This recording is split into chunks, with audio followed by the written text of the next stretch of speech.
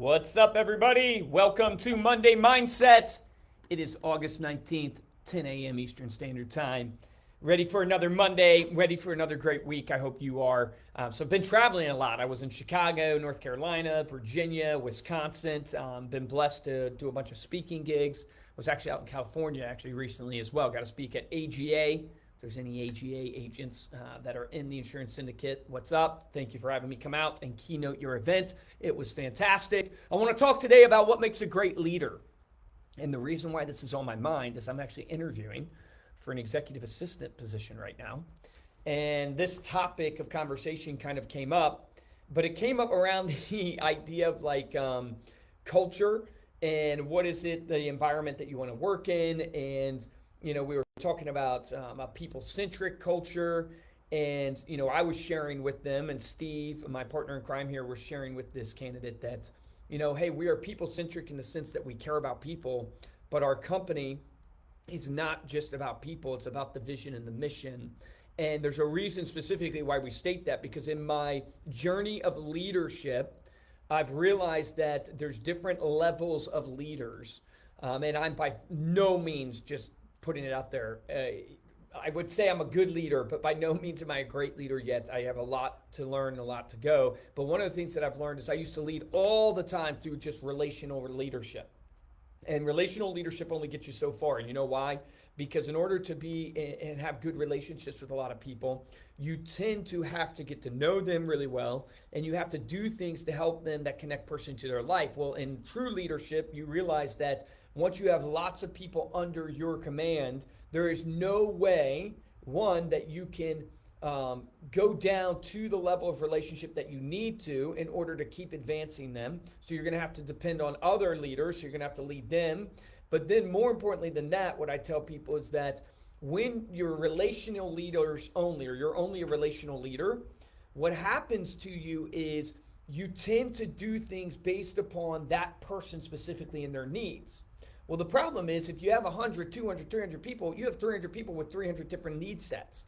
And there's no way to keep the boat of the ship going in the right direction by constantly adjusting slightly here and there, trying to fit the needs of each of these people. So you can't just be a relational leader. You have to be a vision-minded leader, someone who is doing things for the vision and the mission of the organization, not just the relational side.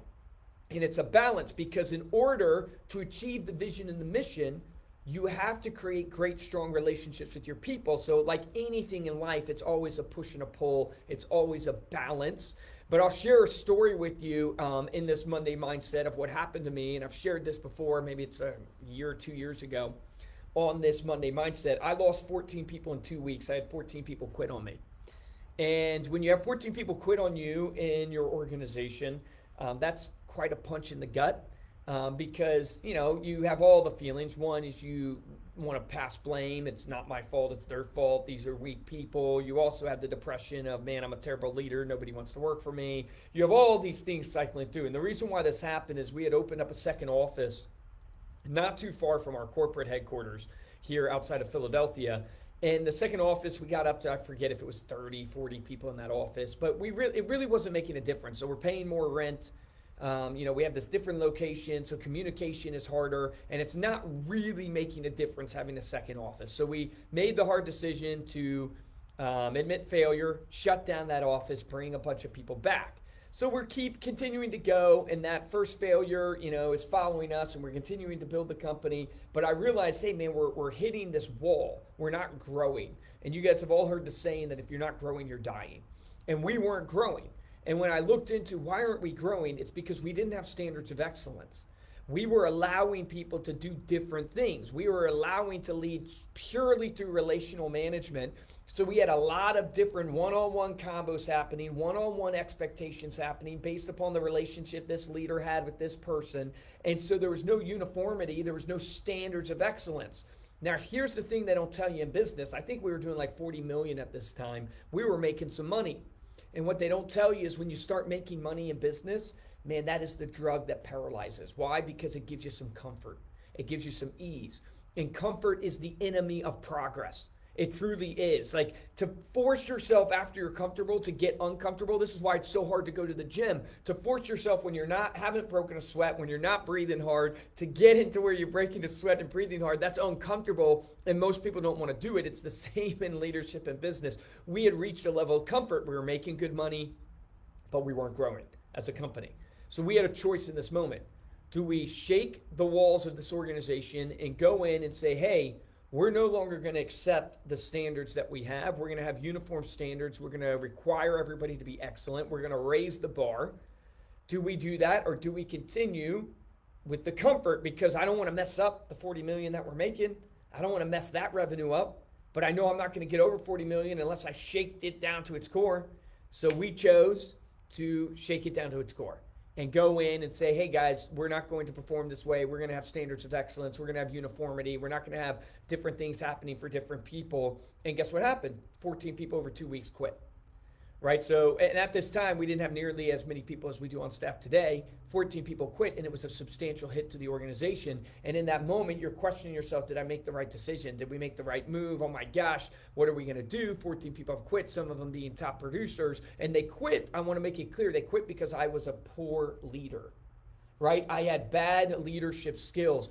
I had allowed people to be recruited into my organization, trained in my organization, live in my organization with a subset standard of standards, or subset of standards, where I would say I failed them. They didn't fail me. They quit on me because I was allowing something and I'm no longer allowing it. I'm the one who changed, not them. And so they quit. So I failed in my leadership, and I wouldn't wish that on anybody. Hey, I hope you don't have 14 people quit on you. This is not a glory story. This is a lesson in life that I've learned, that I've advanced from. But here's what I will tell you. If I had to go back and make that decision again and again, of course I would, because it got me through and it got me to where I'm at today, well over 40 million, because I was willing to go in and shake the walls to put in those standards. And I really learned 4 things about leadership in this process. One is, as the leader, you must be a visionary leader, not just a relational leader. I was a relational leader. I had relationships with everybody, and that relationship sometimes caused me to not wanting to have what maybe is known as like radical candor or rocking the boat with people. So I was not a visionary leader. I was not a mission-oriented leader. And I really learned from this that the greatest leaders, this is straight out of Ed Milet's playbook, the greatest leaders set big enough visions so the visions of their people can be fulfilled with inside the vision of the organization. So if you have a dream of a vision of making $200,000 a year, I have a vehicle and a vision within Reminder Media that's big enough for you to make $200,000 a year in your vision for your life. If you have a dream to lead people, if you have a dream to grow in your self-development, whatever that dream is, my vision in Reminder Media's vehicle is big enough for you to be able to use the vehicle of Reminder Media to accomplish that vision. So I realized I was a relational leader. I wasn't a vision and mission-oriented leader. When you're a mission-oriented leader, here's what you understand. Hey, the greatest leaders in history, especially if you think of wartime leaders, some of the hardest times in human history, these people were able to send troops into battle knowing those troops were probably going to die. Meaning they sent people to storm the beaches of Normandy knowing that those people were going to die going onto the beaches of Normandy, but the mission was the utmost important. They were willing to sacrifice for the mission, and God bless those people who sacrifice in that actual scenario I'm talking about. But my point in being is, if you're just a relational leader, if you're just thinking about the feelings of that one person, you're never going to be able to send them to storm the beaches. You're never going to be able to overcome just the relational side. You have to be a vision, mission-oriented leader that goes, we are here for the vision and for the mission. That's why we're here. I've shared the story before about this HR director of Netflix that was brought in. And one of the things they changed right away was we're no longer a family oriented company, meaning we're not just a family. We are a high performance team, meaning you don't tend to cut your own family, but there's going to be people that are cut on this team. There's going to be people that make the team that don't make the team, people that sit on the bench, people that play, people that are paid more than other people that are supporting cast versus the star players. This is a high performance team with a vision and a mission to win a championship. That's why we're here. So if you join this boat, you better be aligned to that vision and that mission. And if you're not aligned, that's not wrong. You're not wrong. I'm not wrong. This is just not the vehicle in the boat for you. And when you lead that way, you actually not only give confidence to yourself, but you actually give stability and confidence to your people. When you lead just through the relational style leadership and you're trying to please everybody and make it work for everybody, there's no stability because this person has different needs than this person. What I'm not saying is that you shouldn't build relationships with your people. Of course you should. But you have to be a leader that rises above just having good relationships to be driven by the vision. So that was the first thing I learned is that, hey, I failed these people because I was more relational driven than vision driven, than mission driven. So I have to have a huge vision. Second thing that I learned is that a vision can't just be said one time. You have to inspire people and aspire people to that vision every chance you get. If you want to study messaging, study politics. If you want to study the power of messaging, study politics. And the greatest politicians, they are simple and concise, and they say the same thing over and over and over and over again. And I kept thinking that because, Luke, you understood what you're trying to do, that all you had to do was say it one time and other people would catch hold of that and they would understand. And that's just not how it's not how it works. Play the game telephone, right? Where you whisper in somebody's ear and then they whisper in the next person's ear and it goes all the way down the line. And by the end, it doesn't even come out the same as what you actually said. It's a hilarious game to play as kids, but it shares a valuable principle in life that, hey, you've got to share your message over and over and over again every chance you get. Meaning you have to set the vision and then inspire people to that vision every single day where you're constantly sharing with people, this is our vision. I open up every all-staff meeting with the vision and mission. I open up all my senior leadership meetings with the vision and mission, and sometimes it feels corny, sometimes it doesn't feel corny, but my goal is to drive it in to where we eat, sleep, and breathe and dream the vision and mission that we're trying to accomplish. The third thing I learned from this losing 14 people in 2 weeks is I learned that you got to set the vision, you got to inspire people to the vision, and then you have to walk with people in the vision. There are too many ivory tower leaders out there that try to lead through theory, they try to lead from on high, and they don't try to lead from in the trench. A perfect example of this in sales, because we're all in sales, is the sales manager that hasn't made a phone call in 15 years but is writing the sales script. Like, think about that for a second. Like, they've made it. They were a salesman 10 years ago. They haven't made a cold call in 10 years, but yet they're leading the sales team. You cannot be that type of leader if you want to actually drive change and success. You can be that type of leader if you're trying to maintain.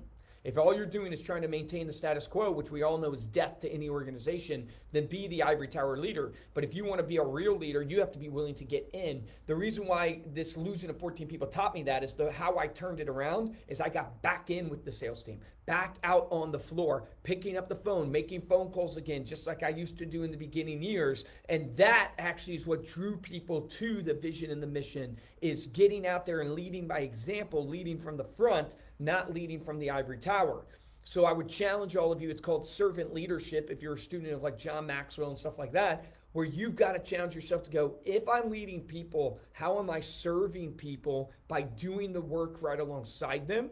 It doesn't mean you're going to make as many phone calls as the person whose full-time job is making phone calls, or writing or designing as much as the person whose full-time job is that. It means you get in to do it enough because you have the authority and the power to dictate resources and change processes. But if you're not in the details, if you're not in the trench, digging the trench, you'll never understand where to put your resources or your change of process, because you're leading from on high and you're only as good as your trusted confidant down in the trench. And you've got to be willing to get down into the trench. And this is why I think you're seeing across the nation right now, middle managers being eliminated from organizations. They're being eliminated because what people are realizing is middle managers, if all they're going to do is just communicate and dictate orders down to their people, why do we even have them?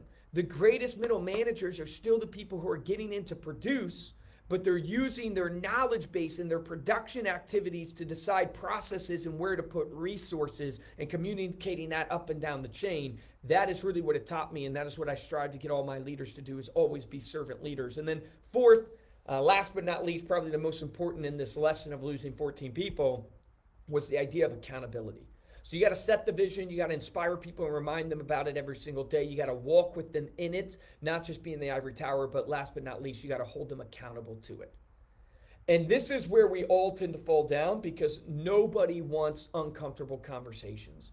Nobody wants to tell somebody that they're not good at what they're doing, that they're not meeting the requirements of what we set out to do. That's a hard conversation. What's up, Joe? Good to see you, man. Thanks for joining. Austin, good to see you. Thanks for joining on this live. You have to, though, hold people accountable to the vision. Where does that start? Starts with you, right? The Michael Jackson song, Look at the Man in the Mirror. You got to look at the person in the mirror and ask yourself, are you holding yourself accountable to the vision and the mission? If we looked at your calendar and your bank account for how you're spending your money and how you're spending your time, would it showcase to people that you care utmost about this vision that you're trying to accomplish? Hold yourself accountable there, which applies back to the servant leadership. That's what's going to inspire people to follow you. But second would be, are you having the radical candor conversations that tell people that they are not living up to the standards that they need to live up to? And here's the key to radical candor conversations that I've seen in my career. I don't know if this is right or not right. It's just played out to be true for me. The reason why we struggle with them is because we do not have them often. If you would just make it part of your culture to give constructive feedback and criticism over and over again, constantly, where there's not a week that goes by where you're not calling things out that you think can be done better. If you make it part of your culture, then it's not a big deal. It's not awkward. It's part of the culture. People embrace it. They like it. They enjoy getting the feedback and the criticism because it's part of the culture. If you make it to where it's something that only happens once a year at an annual review, or only happens in the big combos, not in the little ones, then all of a sudden it becomes a massive deal and people fall apart because you've never given them feedback and you're sitting down with them at the end of the quarter to drop a bomb on them, right? Is you need to have it to where it's just constant. If you see something that you don't like, if you see something that's not hitting our standards, you call it out immediately, just like you would hope in a sports team. If the offensive tackle or whatever is not blocking, that would be called out.